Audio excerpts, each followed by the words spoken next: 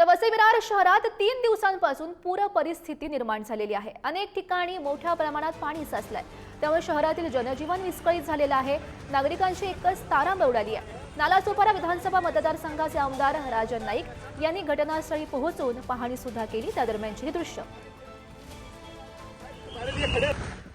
पडणाऱ्या पावसामुळे वसई विरार संपूर्ण रस्ते हे पाण्याखाली गेलेले आहेत। नालासोपारा विधानसभाचे आमदार आज पहाटेपासून संपूर्ण शहराची पाहणी करत आहेत, नागरिकांच्या मदतीसाठी धावत आहेत। आपण त्यांच्याशी बातचीत करू। सर, काय सांगा, सकाळपासून आपण प्रत्येक गावात भेट दिलेली आहे, तिथे पाणी शिरले, तिथे आपण पाहणी केलेली आहे, काय सांगा?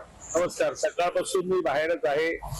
हनुमान नगर असेल, नालासोपारा पश्चिमेचा भाग असेल, तिथे त्यानंतर विरारला एसटी डिपो परिसर असेल, म्हणजे विराटनगर असेल, नारंगी गाव असेल, डोंगरपाडा असेल, तिथे असलेला आगरी चौक असेल, ह्या भागामध्ये मी सकाळपासून फिरलो।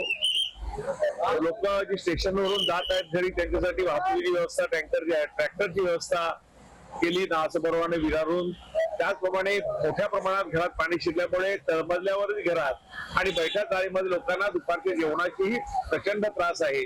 मी जीवदानी मंत्री ट्रस्ट यांना विनंती केली, श्री प्रदीप तेंडुलकर यांना, ट्रस्टच्या माध्यमातून त्यांना जेवणाचा पुरवठा होत आहे आणि भारतीय जनता पार्टीचे कार्यकर्ते आणि सामान्य नागरिकही मोठ्या प्रमाणात आपल्या परिसरातील लोकांना ज्या अडीअडचणी आहेत त्यासाठी निश्चितपणे त्या अडीअडचणी कमी करण्यासाठी प्रयत्न करत आहेत। नागरिकांना काय आवाहन करणार होता?